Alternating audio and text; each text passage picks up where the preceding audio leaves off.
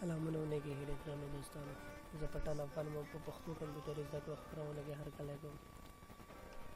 درنو ملګرو، نن به په دې باندې وغږیږو چې څنګه کولی شو له خپل USB ډرایو نه اوورایډ پروټیکشن اپشن لرې کړو. یا دا چې که چېرته ستاسې فلش ته کومه ډیټا نه انتقالېږي، د بېلګې په طور تاسو ګورئ زه یو ویډیو خپل فلش ته لیږم، ټرای اګین اپشن ورکوي.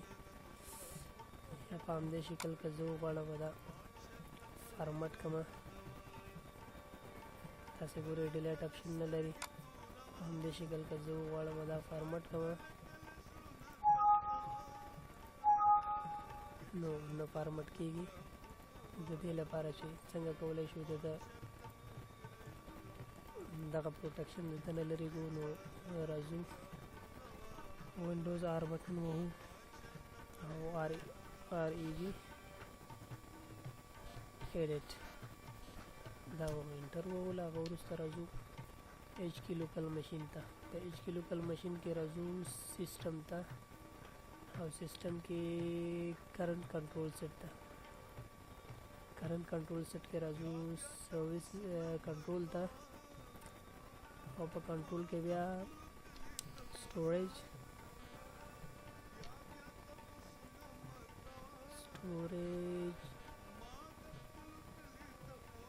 سټوریج ډیوایس پالیسیز ته راځو. دا دی تاسې ګورئ د باندې چې کلیک وکړو دلته تاسې ګورئ اوورایډ پروټیکټ دی. د باندې ډبل کلیک وکړئ، دغه ویلو له یو دی دا صفر کوي، یا ویلو ورته چینج کوي. له هغه وروسته دا کلوز کوي. راشي کمپیوټر ته خپل فلش ایجکټ کوي. دې ځای راشي فلش هم ریموف کوي.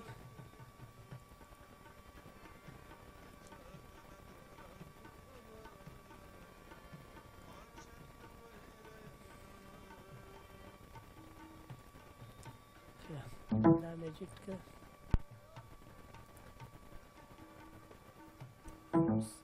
تاسې ګورئ خپل فلش به له هغې ځای وباسئ، بېرته به دویم ځلي ورکوئ. له هغه وروسته به ستاسې فلش فعاله شي. تاسې ګورئ که چېرته موږ ډیلیټ اپشن ووهو نو موږ نه پوښتنه کوي چې ایا ډیلیټ کولی غواړئ. که زه چېرته څه ترې ډیلیټ کړمه،